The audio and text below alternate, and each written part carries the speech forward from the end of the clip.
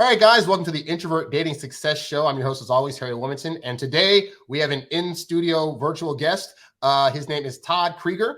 And Todd is an experienced marriage, relationship, and sex therapist.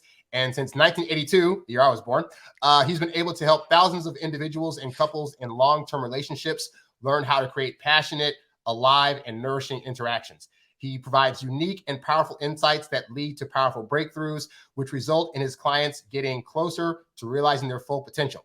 Now, he also has a new membership program called Meditation for Self and Interpersonal Healing that's designed to help you break through the blocks that you may be experiencing and help you heal yourself and your relationship, which we will talk about later in the show. Todd, welcome to the show.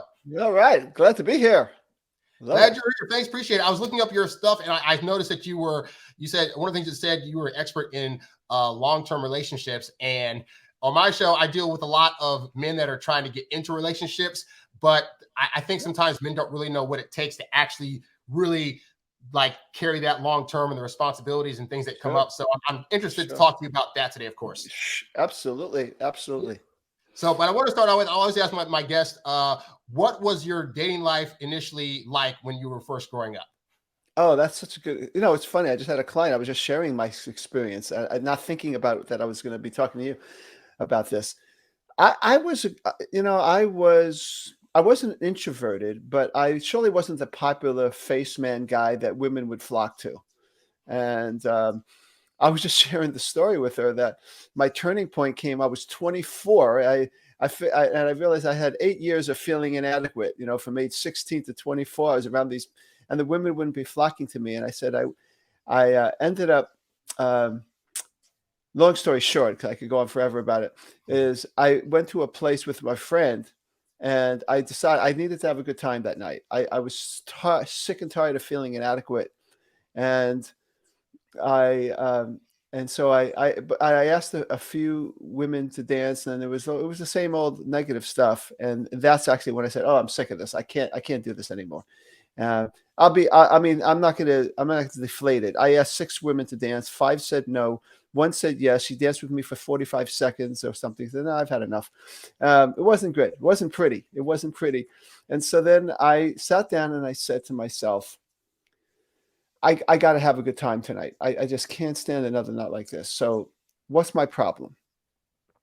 As my friend was starting to have success, I wanted to leave, but he was busy with, I don't know, he was doing stuff. So I said, how could I have a good time? And I went, I thought of this. I was 24. I said, I act like I'm the moon. The moon has no light of its own. It needs the sun to reflect its light so it could shine. But what if I'm the sun? Why am I waiting for some woman to give me permission to feel like I'm good enough? I'm so sick of waiting. And I said, so why don't I just say, instead of the goal is to get a woman's phone number or whatever, that my goal is just to enjoy myself. And then at that point, my critical voice came into my head and said, oh yeah, look at that guy. And there's this one guy who was joking with these 6 women, and they were all laughing. And my story was he had just met them that night, and he's that confident. I said, why can't you do that? Huh. And I was like, huh. And I started feeling that same sinking feeling. I went, no, wait. I said to my critical voice, how do I do it? And my critical voice said, I don't know. I'm just here to make you feel like crap. And right. And so I said, well, you're fired. I said, F you, you're fired. And then I said, I'll make a deal. If 6 women point at me and call me a nerd, I'm going to still be okay with me. I can't live this way anymore. I said, is that a deal? If 6 women point at me and call me a nerd, I'm still okay with me? And I said, yes. Okay. And I looked around. I didn't want people to think I'm crazy. And I shook my hand like a deal. It's a true story. It's 100%. Okay.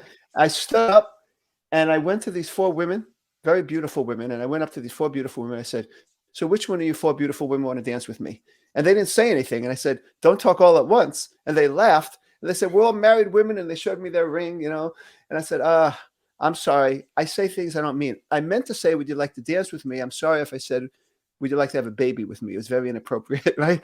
And so they're laughing. And well, anyway, all 4 of them danced with me. And after that, I said, thank you, but I'm going to try to find some single women. Is that okay with you? And they laughed and said, yeah. And I have to tell you, the funny thing is, I was 24 years old. The fun started when I did this, but I got 0 rejections the rest of the night. I had people saying, dance with, I need a break. I'm sweating. They would say, no, come on, 5 minutes, I'll be back. I went from 100% rejection rate, which I was kind of used to in those kinds of places. I mean, I had girlfriends, I was fine, but I mean, those places never worked.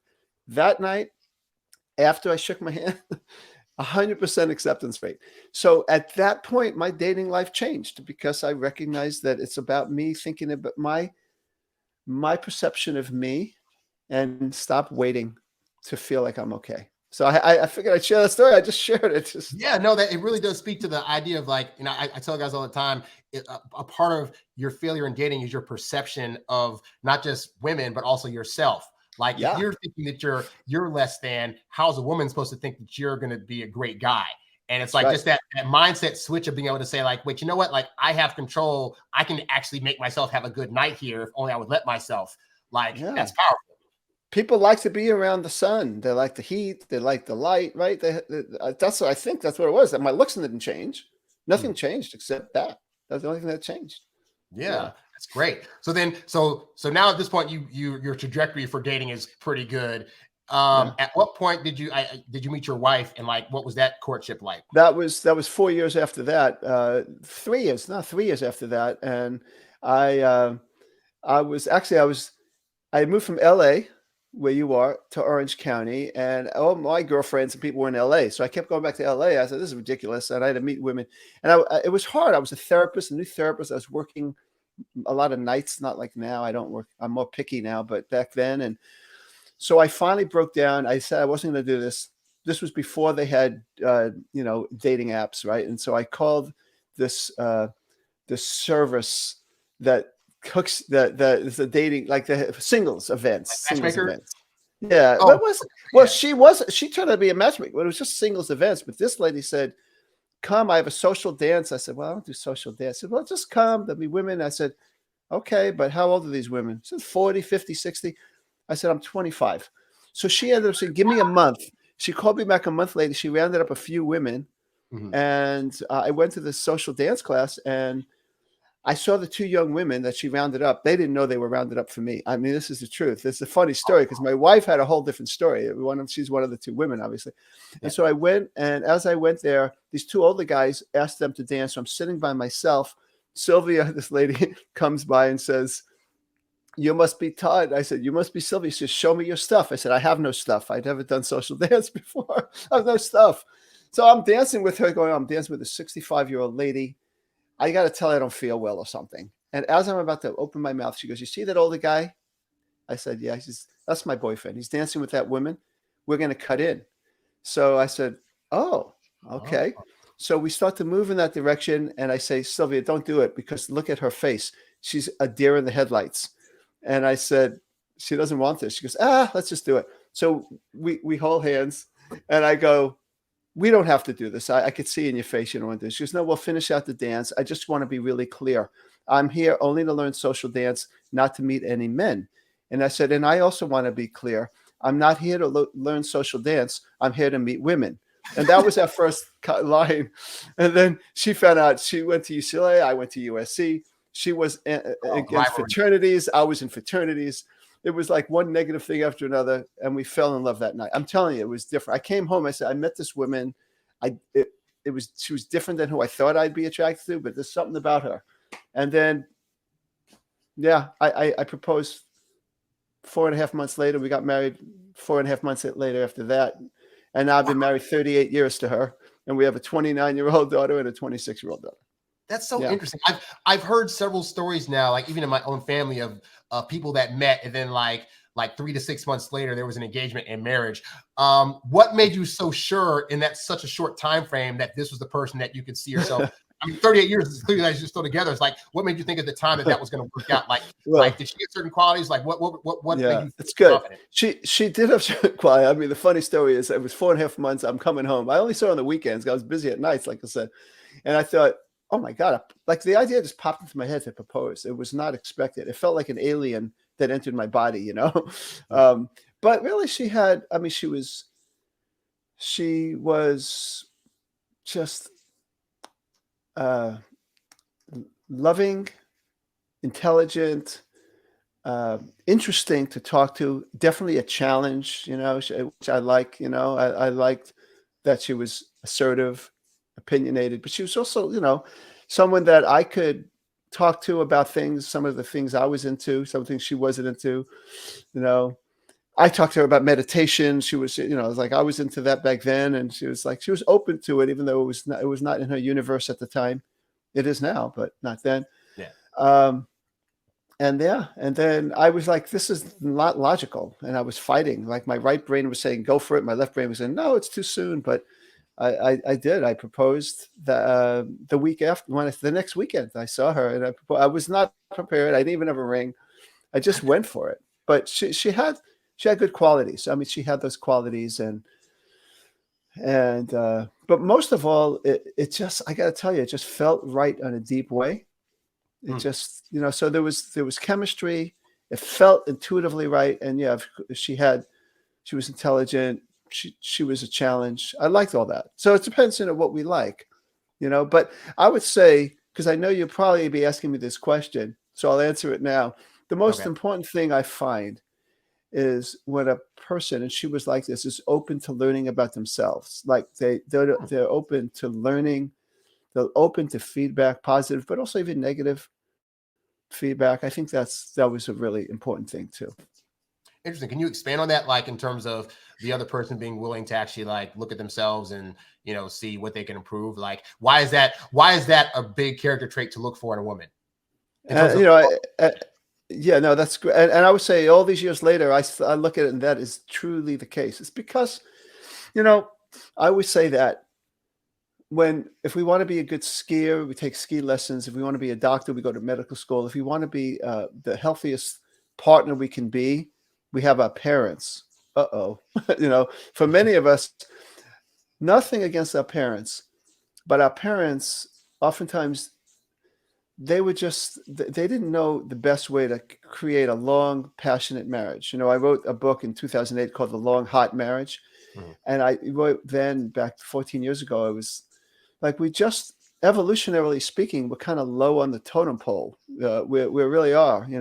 Our iPhones, my iPhone 13 is going to be a relic soon. Right now, the iPhone 14s are out. Technology moves fast. But how we deal with pain, let's say, we're like immature, reactive little children still, like we were thousands of years ago. So if a person is not willing to learn about themselves and grow emotionally and grow up emotionally, then basically they're going to recreate their parents' relationship. So the most important thing we have, I mean, there might be other things we want, a certain look, a certain education level maybe, but probably the most important thing is a willingness to grow, because we want to evolve beyond our parents. And so we need to be trailblazers. So we need to be open to learning. And someone like me, for example, is a trainer, therapist, coach, can help people experience things that maybe they might not have done just on their own.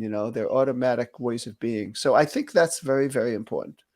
I can see that, because also I think about the way your parents were is based on whatever generation they grew up in and the things that were modeled for them and what they found important. So like as to your point, as technology evolves, as society evolves, there might be things that in the way that they were that don't actually benefit today, and that therefore won't benefit your partner if you're coming into it with those same ideals. Yes, absolutely. I mean, we need to, and I come from a different generation than you. I mean, I was a professor at USC for the last 12 years. I just retired from there so I could just do my practice, but it's been great. And I taught diversity classes in the end. And so there's this white professor talking about Blacks, LGBTQ, Hispanic, all kinds of people. And I had to grow over the last bunch of years, even in that way, to recognize pronouns and transgender. And my students taught me a lot. My younger students knew more about it than me, so I have to be open. And I think I still have a long ways to go. I think we all do, but I think I became much more open and tuned in. So that's an important quality that to have, to be willing to learn and to change. Now, for men, aside from obviously that quality, which is important, what kinds of things should they be working on when they're single to have a better chance of being a long-term potential partner for women?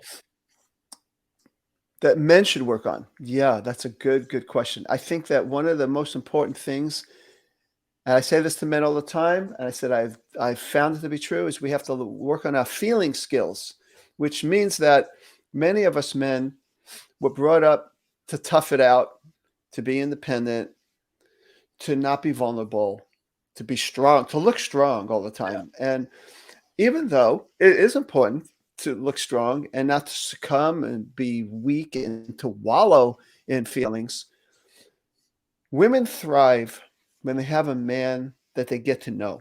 Now, maybe in the beginning of the relationship, it's not that important, but I have found women, well, actually, there's been some studies done to show that women they like you, they want to have sex with you when the estrogen and oxytocin that kind of work together go up. So the question is, what increases women's estrogen and oxytocin? Well, what they found was two things. This is a guy named John Gray who wrote all these Men Are From Mars, Women From Venus books. Yeah, I know about him. Yeah, I've gotten to know him, and he endorsed my book, and I interviewed him. So I was listening to him speak, and he had discovered this research, and so he was the one saying, so what does that? He says, well, two things. One is sharing feelings. That when women share feelings, they could share their feelings with another person, mm-hmm. and also have that other person share with them, that it raises their estrogen and oxytocin. The very thing us men were trained not to do. So that's a problem, right? And then the other thing is planned romance. So it's not like February 14th, the men are running to some Hallmark store and getting a card.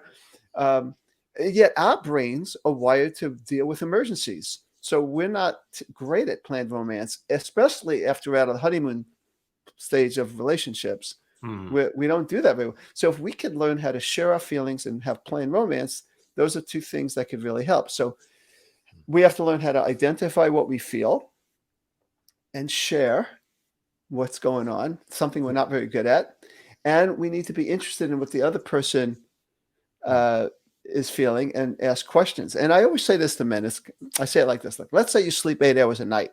You got 960 minutes of waking moments. And 950 moments of that 960, you don't do what I'm about to tell you to do. But for 10 minutes a day, you stop trying to solve problems. Men, we always like to fix things. Yeah, true. And you tune into, what is it that I'm feeling?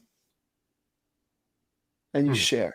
What's going on? What would I like? And you also ask questions like, what are you feeling about me? Or what do you like about, what are you not? What are the things that are most difficult right now in being with me?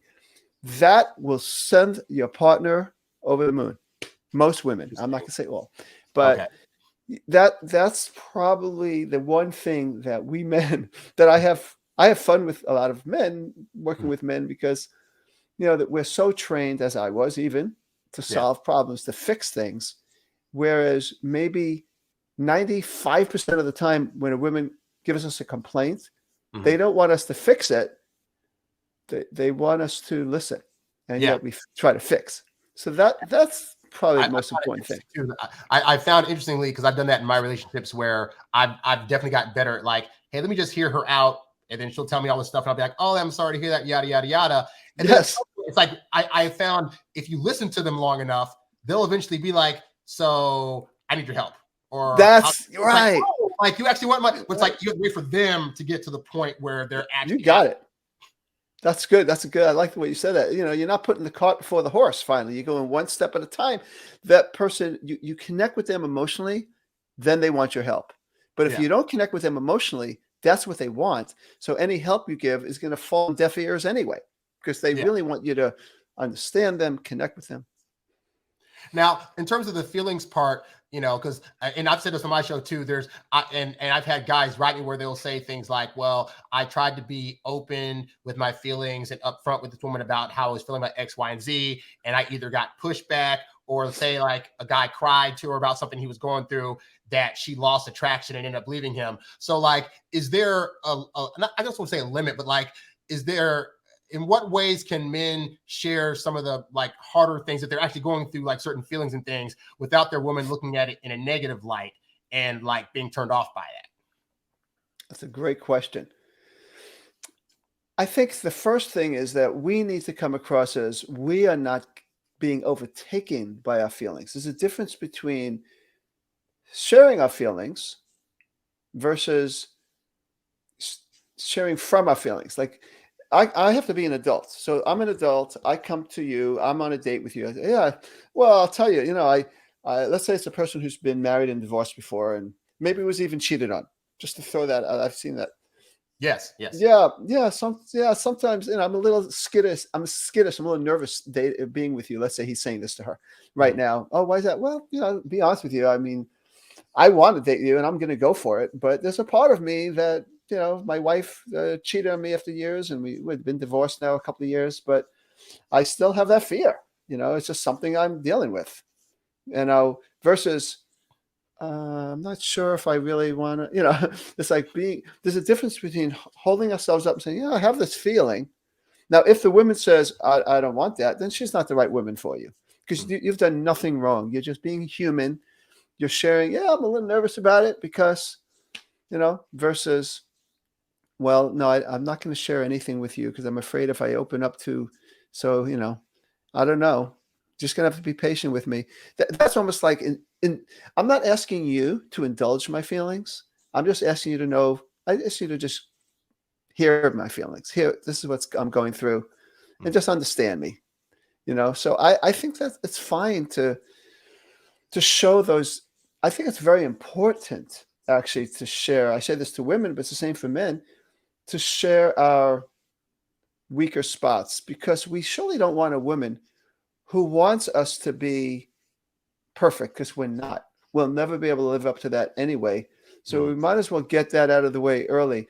Hey, I'm not saying the first 10 minutes of the first date. I'm not saying that. I think that's a lot of guys like that first date. They want to just like do vomit diarrhea of all their feelings. No. Like, whoa, that's a lot.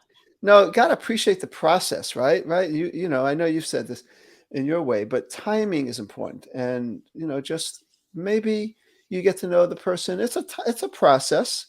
Maybe if you've really connected in some way, it's really working in the first date, maybe you share that in the first date.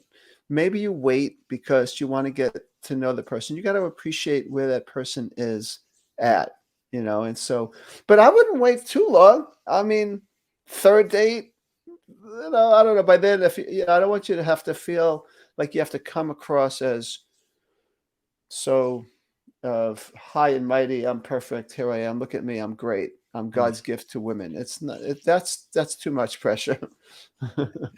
So true. So true. Now, in terms of long-term relationships, what have you found are the main reasons that couples oftentimes start to have issues in the relationship? The word that I've used before is the disconnecting. They disconnect. They just get further and further apart. And why? It's usually because what I alluded to before is that, we, in the beginning of relationships, there's really no pain. It's all fun and games, excitement usually. But as time goes on, especially if we get committed, live together, maybe get married, maybe have kids, my partner's going to annoy me. I'm going to get frustrated. I'm going to get let down. I'm going to get disappointed. And if we don't know how to share and stay connected to each other, and maybe our parents, my parents, and maybe your parents, maybe they either just avoided conflict or they screamed a lot at each other, or one person screamed, the other person hid. There's all kinds of variations. But what I didn't see is mom says to dad, I'm really angry at you. And dad leans over in his chair and goes, all right, I get it. I'm here. Tell me more about that. If we didn't see that, and most of us didn't, then, as our pain accumulates, we get more disconnected through fight or flight behaviors. Okay. I think that's probably the most important thing that leads to more withdrawal, disconnect, infidelity, divorce, and if we could learn how to connect, of course, sometimes people come to me after the crisis has happened, but if it's before, that's the best. But if it's in the middle or after, we still have to learn how to connect. And what do we mean? To connect by what I'm saying, to be honest, to share, to become good listeners, to learn how not to be defensive, and it takes a lot of emotional muscle, a lot of evolution that a lot of us haven't developed automatically. So, the relationship has to be seen to me as a gymnasium to develop emotional muscle. My ability to listen to my wife when she's angry at me I had flaccid muscles when I first got married. She'd get angry at me, I would just say, screw you, or heck with you, or get over it, or stop overreacting. That would be, and the only reason I did that was a way to calm myself down. It wasn't anything about being helpful to her, but as I developed my emotional muscle, I'm mad at you. I could calm myself down enough to not have to tell her to be quiet so I could feel better. I go, and literally what I teach men to do, and women too, but I say, okay, you're angry at me. Tell me more. That's the opposite of our reflex. Tell me more. Tell me, what are you angry about? So once I learned that skill, I actually found that if I was with somebody and they got mad at me, I almost got excited. Like, oh crap, I get to use this muscle now. Oh, please. Wow. Harry, that's great. That's so rare. But yeah, if a person could, that's a time. Like I'm 40 now, so it's easier now than it was back. It's like, oh my God. And I was actually going to ask you, do you find that couples taking the way their partners appearing in certain ways, too personal, to where that can also be a cause of it? Say, a typical one is a guy doesn't, take out the trash when his wife says she wants him to, and then she starts taking it personal, it's a personal attack on her. Do you find that also can cause issues to pop up? Oh yeah, I deal with that a lot of times with people, especially. That's a great example. Women go, "Oh, you don't think I'm important?" And I go, "Well, you're making it about you, but it's really about him being self-absorbed, and maybe his father was self-absorbed, or maybe that's what he saw, or maybe he's just being lazy, and he needs to learn how not to be. It's really not about you." So it is very important. I have that with a lot of things.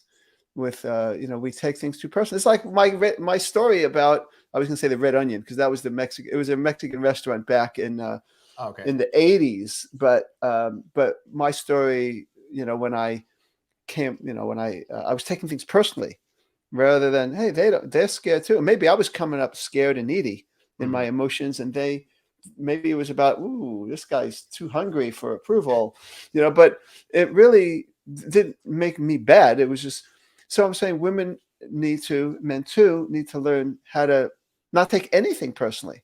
Instead, wow, how come you don't take out the trash? I mean, what's that about? I mean, why don't you do that? What goes on with you? And he might say, I don't know, I feel like you're just bossing me around, which is not the case, actually, usually. Right. But so it's about his way of the meaning that he's putting on her request is the issue. It's not really about her. He has this fight inside of himself. Like, I'm not going to tell her. She just can't tell me what to do. That's an example. Versus, what I teach men is she's not trying to tell you what to do. She just needs a little help. Take a few things off her plate. She might want to have sex with you. That's so true. Now for couples that, let's say, they're overall great together, there's not a lot of fighting going on, it's just they get along well, but over time, realistically, there starts to be a rut. A lot of couples just end up in a rut where it's the same mundane day-to-day happening. What causes a relationship to fall into a rut in the first place? Yeah. That's another. You're asking some great questions. I do still say more than there's two things. Then I'll add something to my previous answer. The first answer is they're disconnected. They're disconnected. They just, when we first meet a person, we're hormonally, our testosterone's high as men. We want them to like us. We want to be successful. And so there's no way we're going to fall into a rut. We're into it. But as time goes on, we oftentimes take our partner for granted. They're not automatically getting us all excited anymore, and so we get kind of passive and we disconnect. But then it's related to that second thing is we've learned to, if you think about it, what area of your life, my life, have we been successful without paying attention and putting in consistent effort, right? Mhm. You know, you put consistent effort into this podcast. If you didn't nurture it and didn't give it attention, it wouldn't be successful. If a person doesn't pay attention to their bodies, eventually it atrophies, just like a relationship, right?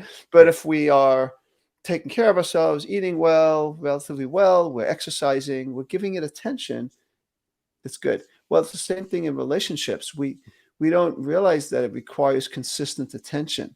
So we're not. I might not be automatically like into my wife every day after being married 38 years and 6 months, but but if I go, oh wait, I got to create something here, just like I got to create a healthy body, just like I got to create a good career.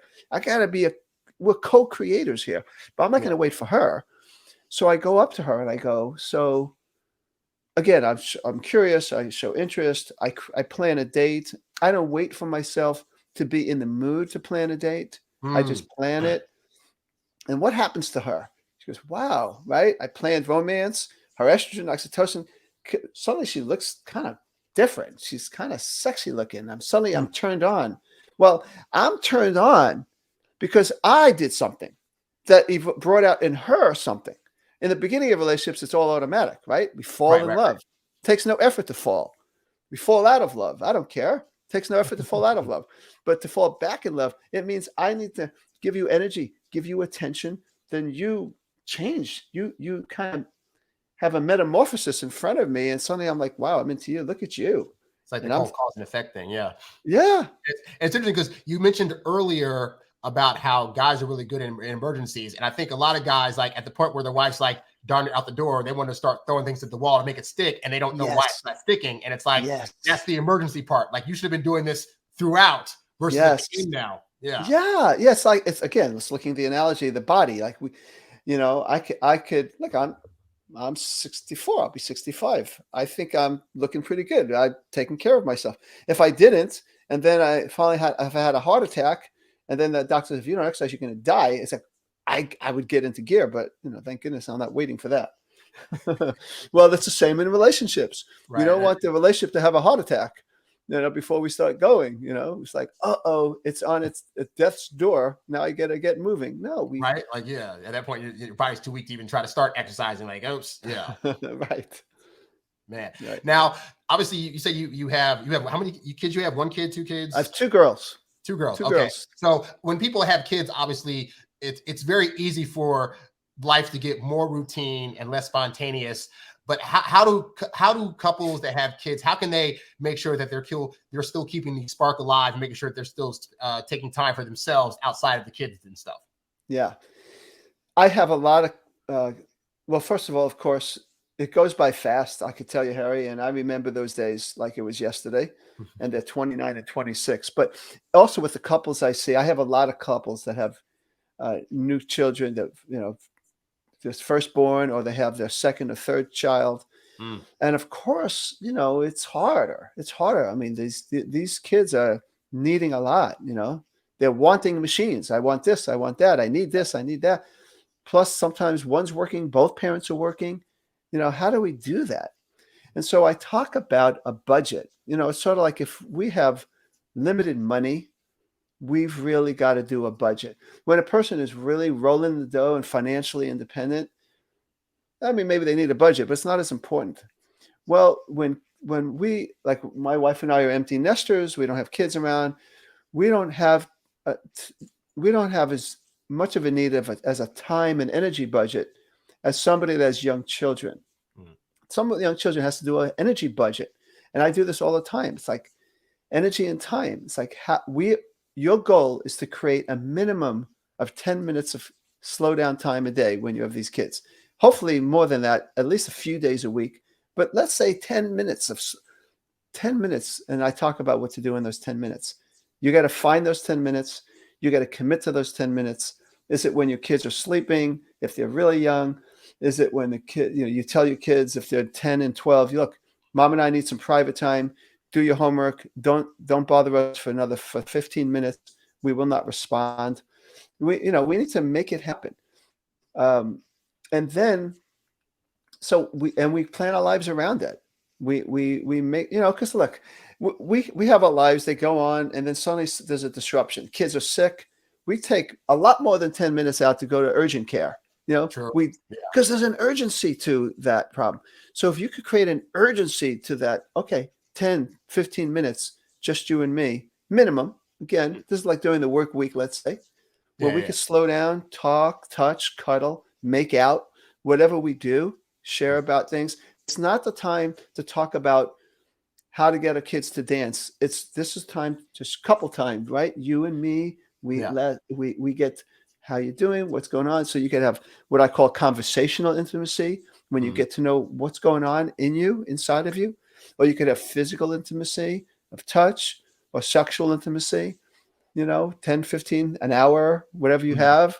But you budget that time, because if you don't schedule it, it is not going to happen, because other things, kids' needs, work needs will take the place. But then you space out, and for me, I could go on ESPN for 10 minutes easily. There's my 10 minutes I could have had with my wife. Oh, well, I'll go on ESPN only if, because when I have little kids, I've got a lean budget. I cannot go on ESPN until I make sure I have my 10 minutes with my partner. It becomes something we plan, and it's urgent. And it works. We all have it. We all could do it. There's a couple I know that can't do it. It might mean I got to be assertive with my boss and say, you know what? I can't work till this time every night. Sometimes it takes that. Because I've had people, they work 14 hours, they come home. How are they going to do this? So it depends on their circumstance. But most of the time, we could take it. We just got to shut the TV off or shut our devices off for 10 or 15 minutes and give it to our wives. So I was saying, realistically, like if people are working like a 9 to 5 and get home by 6 o'clock, like, they got to, eat dinner, kids, whatever. But it's like most people after that are watching TV or whatever. Then it's like, it's screen time. Screen time is the major, these days, screen time is the major enemy of ruts, of not getting in ruts, I should say. Devices are one of the main reasons people are in ruts these days. If we really want to be honest, devices are the main reason now. It used to be other things. It used to be the TV. Now it's a variety of devices that are in the way. That we need. I thought that's even true for friendships, because I have friends, like, say in the past I would have regularly visited, but now it's just send memes back and forth, send videos back and forth, and it's like that's the interaction. So darn the actual being a person, but it's like you end up losing like the tactileness of those relationships. You are. Yeah. I'm not against devices on screens and memes and face, but we gotta just make room for real life, person to person, FaceTime. Not FaceTime, face to FaceTime, I should say. It's so true, because I've done a lot of shows on my channel about just like, for example, texting. Like, I try to stress the guys that texting kills attraction, in the sense that really you should be focusing more on how you can best interact in person, because I've just found that most women don't actually want to text all that much, but it's like men are using that as a barrier to try to build rapport and stuff. And it's like you lose out on, a woman needing to touch you, smell you, feel you, all of those stuff. When you're just on the screen all the time trying to have an interaction with them. But but I got to tell you, I listened to one of your podcasts where you were talking about if your date is not for a week, you try not to do that. You were saying you try to do it sooner, but if it's not for a week, you don't just wait a week, and you're right about that. Then the devices can become a useful bridge. And I think that if we use even in long-term relationships as a bridge, if you're working and it's 11 a.m. and you take your phone and you text to your partner, I've been just thinking about you, and I can't wait to see you. I mean, we're talking about death. You're not going to be in a rut if you do that. Right. Just like what you were saying about the woman's can't wait to see you if you have to wait 7-8 days. If you've maintained that connection, it's all about effort and creation, making something happen. And that's purposeful. That's what I call purposeful texting, where it's like you're texting because it's going to give you a desired effect of her thinking like, man, he's so busy. But like he actually just whatever. And that's true in long-term relationships too. It's like, it's not just about, hey, let's schedule time to do whatever. It's like throughout the day, what things are you saying to her? Are you giving her light touches here, giving her hugs there? Like, all that stuff's also important. Yep. Yeah, absolutely. Those are things. And so that's true. So even above and beyond, I do like the 10 minutes. I always say 10 minutes a day keeps the divorce attorneys away. I say that, but you're right. Even a touch here, a touch there, 5 seconds. Sometimes since I'm working at home these days, it's changed my whole practice. Everything's virtual. I could run down the stairs in between clients sometimes, give my wife a hug, and go back upstairs. That keeps it going. Now, speaking of that, I also wanted to know, because you obviously you're an empty nester now. I'm a person that doesn't want to have kids. So, if I'm with a partner, the fear is that the day-to-day you can get more monotonous, and it's more screen time. And it's I think sometimes without kids there to stimulate activity, how are you able to still motivate yourself and your partner to keep things lively and keep, the passion there?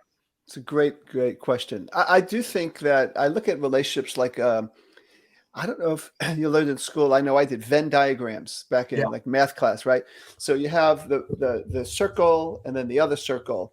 And I think that the ideal relationship is you have two circles where there's separateness, but there's also overlap, right? So you have the I time and the we time.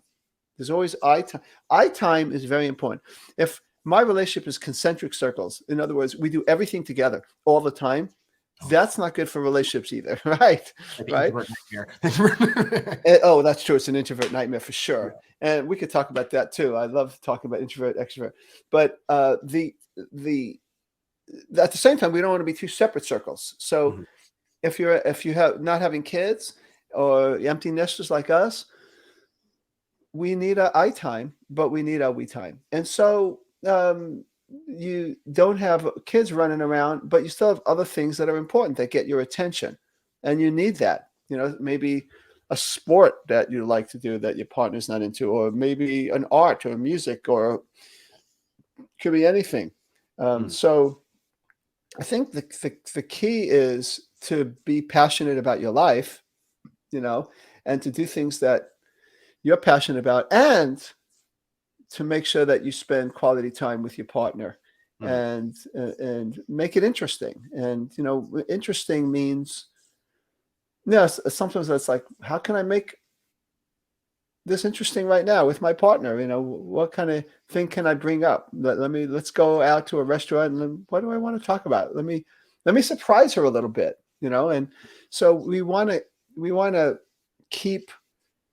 And it doesn't have to be big surprise. It could be little. It could be just sharing something different or something new, or going on a website. I mean, something I've gotten better at, because probably my weakest spots was gift giving.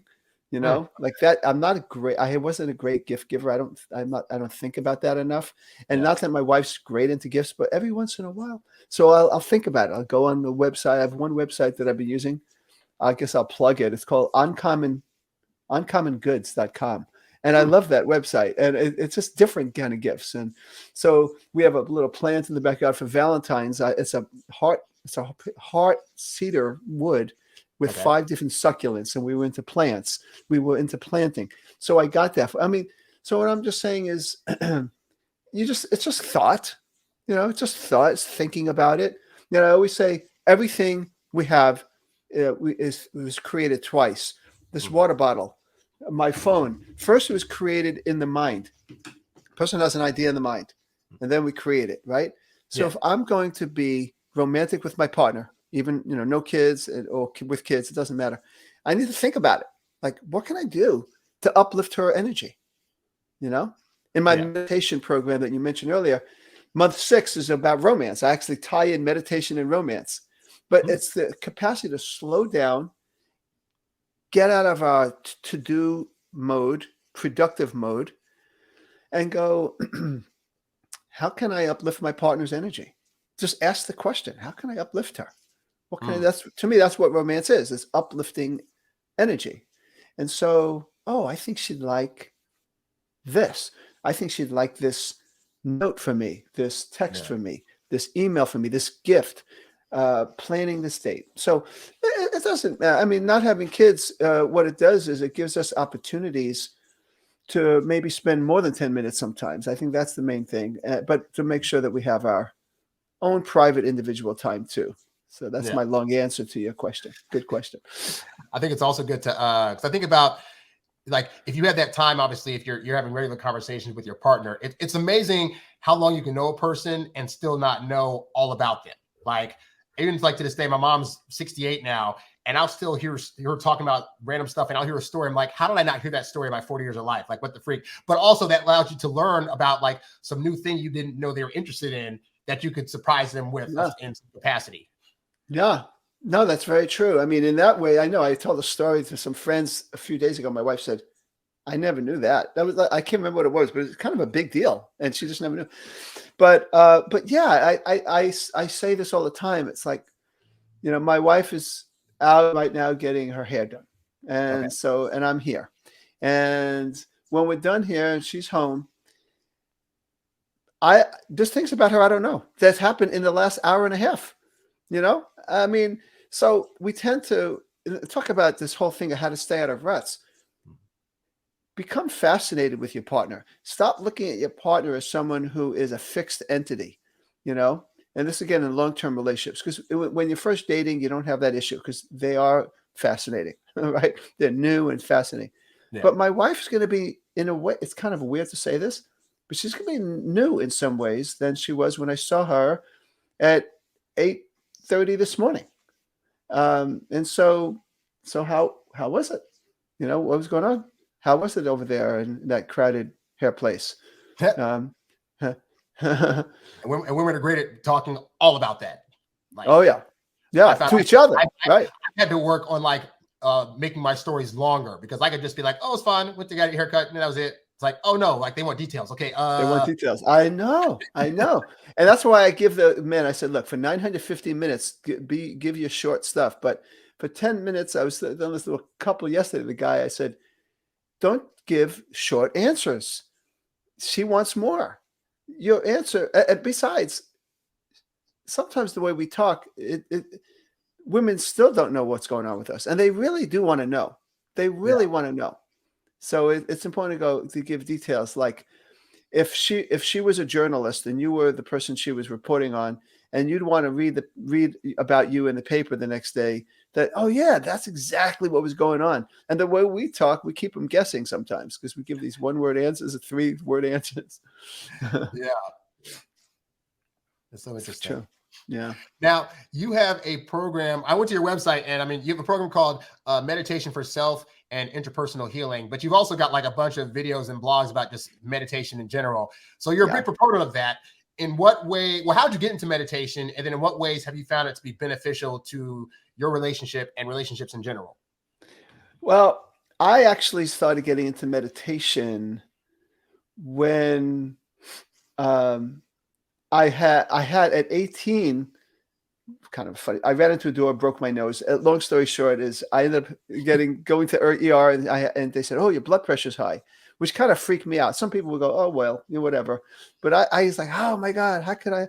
So I started to meditate at 18 years old. And it really helped. So that's how I started back then. And I did it, you know, and then I was fine. You know, I didn't have these physical problems anymore. So I just stopped doing it. Wait, did you just automatically know how to meditate, or like did you? Oh, I learned.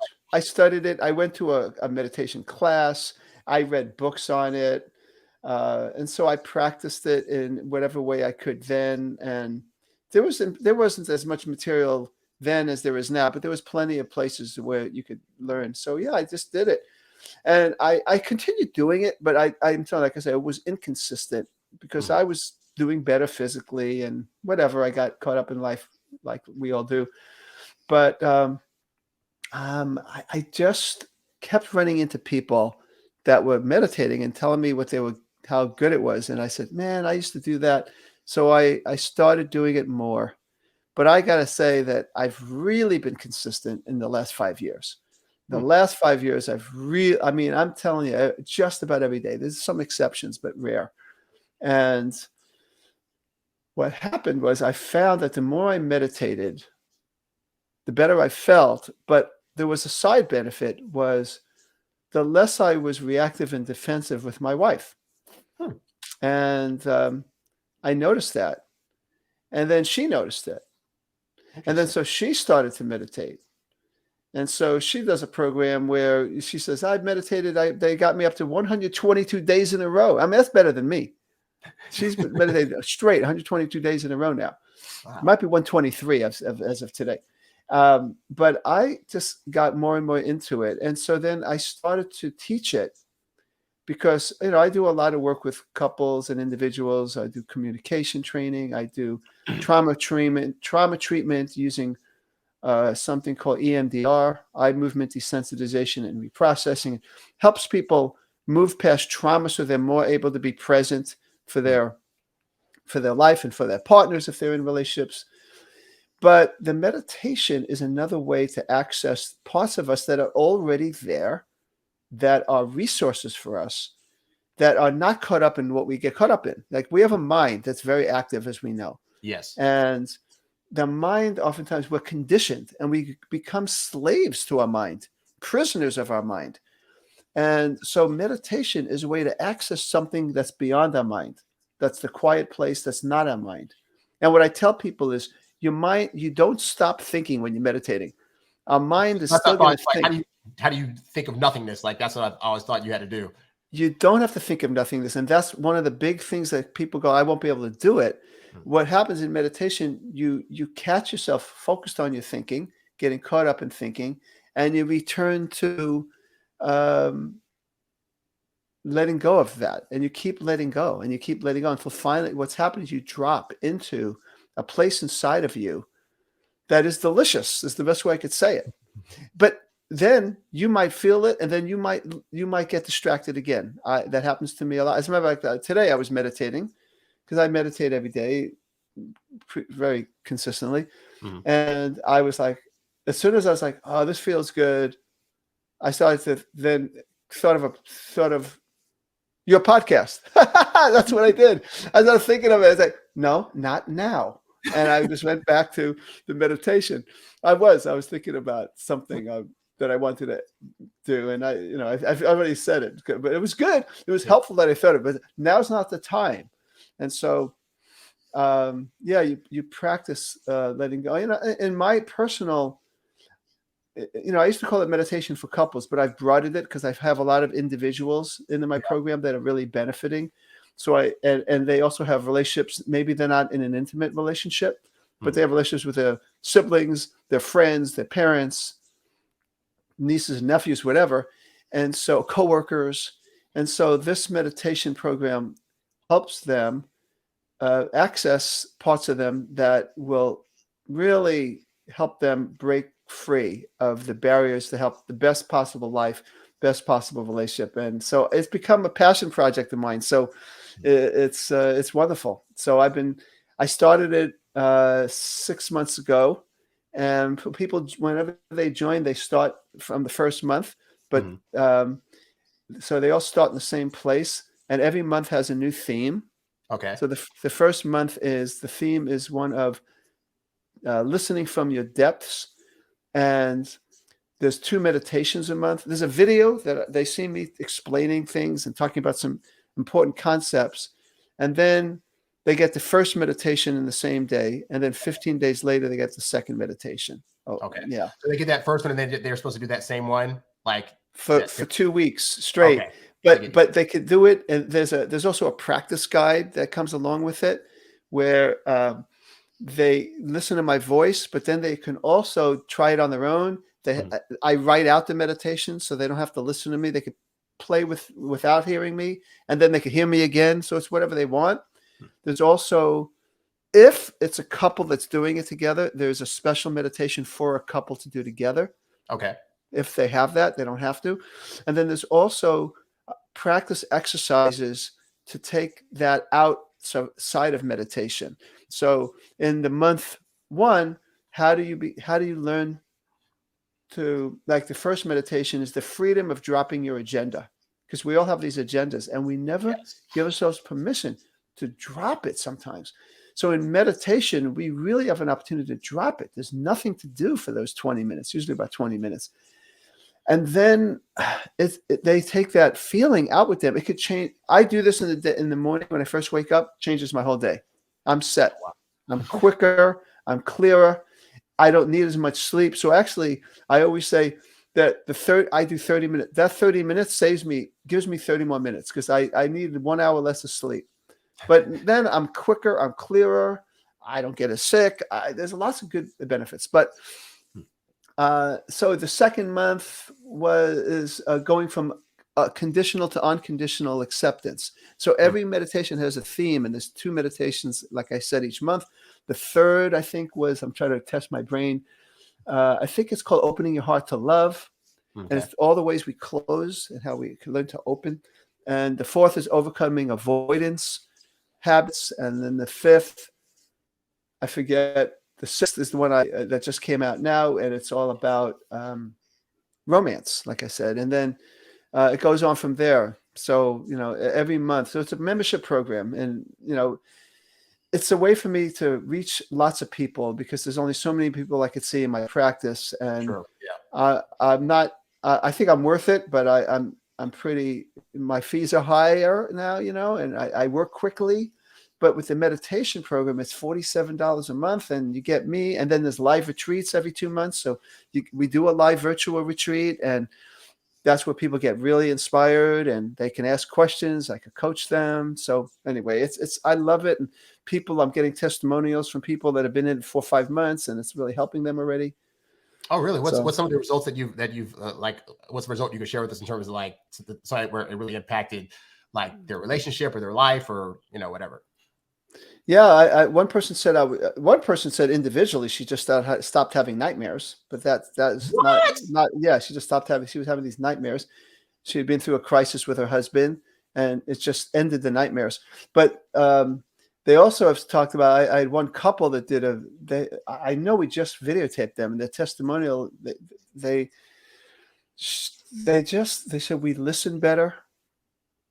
She said she's not as triggered by some of the things that hurt her, by some of the choices he had made. He's feeling more in charge of his life. He doesn't sink into guilt. Let's see what else. She says she just feels better all day long. She finds like for example, one meditation, the one that when you go from conditional to unconditional acceptance, she finds herself catching herself much more quickly when she's being hard on herself, and she gets out of it really quickly. She goes, it makes my day. I had another person say that she's been through other meditation programs, but the way I time it and the way that it really allows for a deepening. Some people really enjoy some of the metaphors that I use to help them. Like there's the metaphor of the ocean, and how people tend to live in the waves, which is like our minds are always churning things up, and our feelings. Yeah. And the waves are part of the ocean. And so that's part of who we are, our feelings and thoughts, but we're so much more than that. And so the meditation helps us get to the calmer, stiller waters, more deep.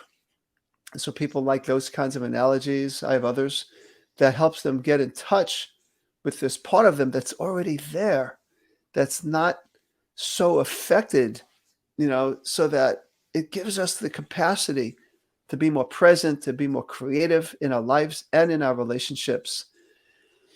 And, it's just nice to have more peace. It's nice to feel peace. So it's really, it's a program that I take a lot of pride in. I think it's good, and there's a lot to it for it.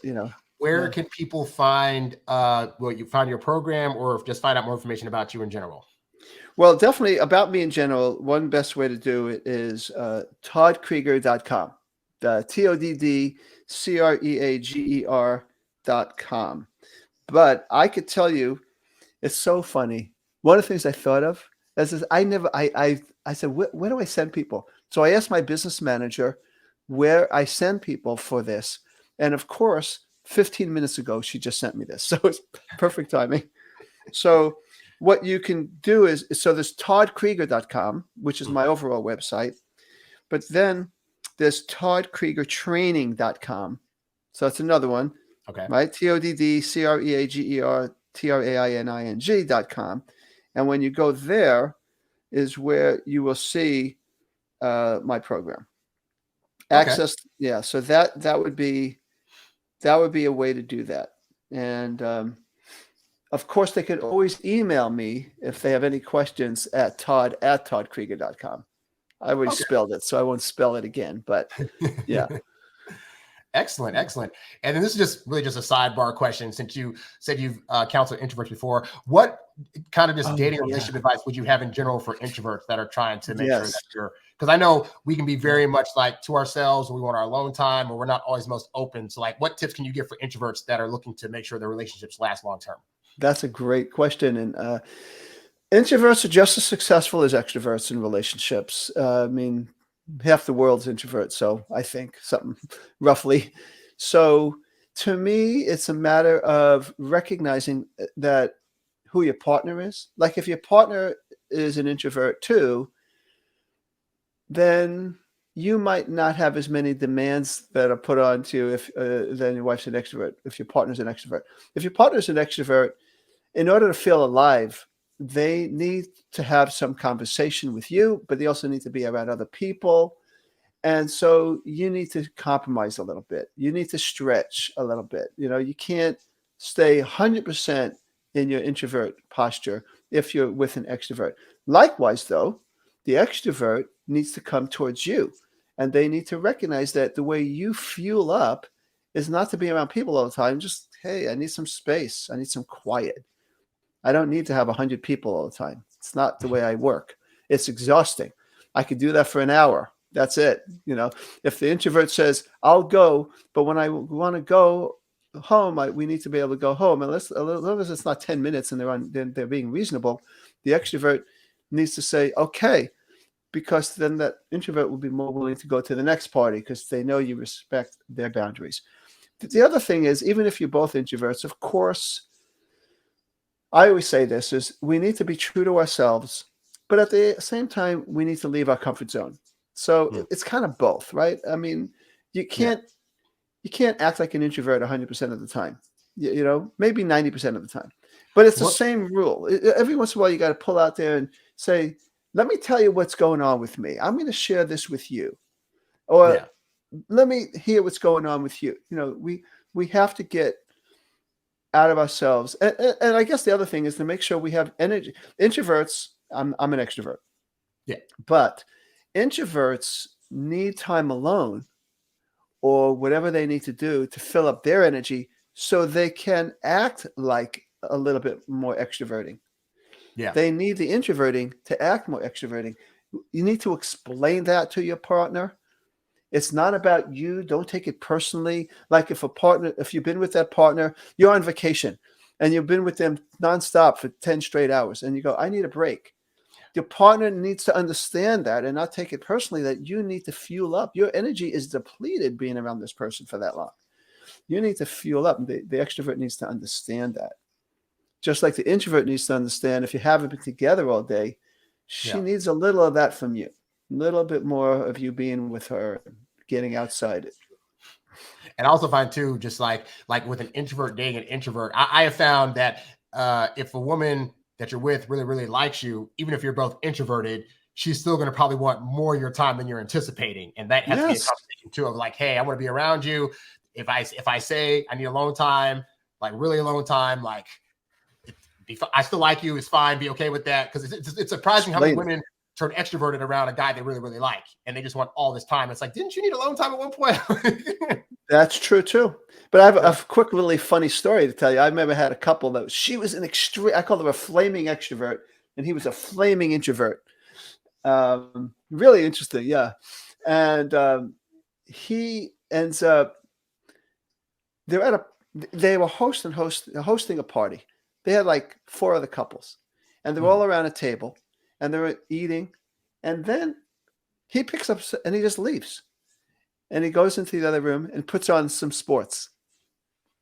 And a bunch of them said, did we offend him? Did we offend your husband? She said, no, this is what he does. And so when they came to therapy, they told me that story. I said, hey, his name was John. I said, John, you can't just do that. You got to say to everybody, you got to make an announcement. Hey guys, don't take it personally. I just need a little alone time. So I'm going to go in the other room, put on the TV. I'll be back. Give me 30 minutes and I'll join you again. If any of you want to join me and watch sports with me, you can. Don't expect any conversation. Then they know where you stand. So he did. He got better at it. You know, he did. He realized he couldn't just be so introverted that just leaves. He needs to at least let people know. Don't take it personally. I'm doing this. Because in the real world, you're still around people. It's like if you don't explain to people what's going on, like all my friends know I'm an introvert at this point. So if I do that at a party, like my friend will just be like, he just needs his time. He'll be back. Like, but I've built that in. And I've also told people in the past, hey, like if I go to a party, I need a little time to myself. I'll be back. Like you gotta know that kind of stuff. Yeah, gotta explain it. That's funny. That's so funny. Well, thank you so much, Todd, for coming on the show today. It's been a really great conversation. For the rest of you guys, go to his websites. If you're watching the video, I'll put up the links on the screen. But yeah, go to his websites and definitely check out his programs, and you can get better at knowing how to relax your mind and, you know, be able to better connect with your partner. For more of these shows, as always, guys, go to introvertdatingsuccess.com and also go to my YouTube channel at youtube.com/harrywilmington. You have a YouTube channel as well? Yeah, it is just Todd Creager. Just put in Todd Creager. Todd Creager, and I got lots of YouTubes there. Yeah, feel free, subscribe, and they keep coming every week. So excellent. Yeah, definitely check out his stuff at his YouTube site as well. Thanks a lot, guys. I'm Harry Wilmington, and I'll catch you guys on the next episode. Peace. Tonight's your night to shine. I'm taking you out to have a good time. Yeah.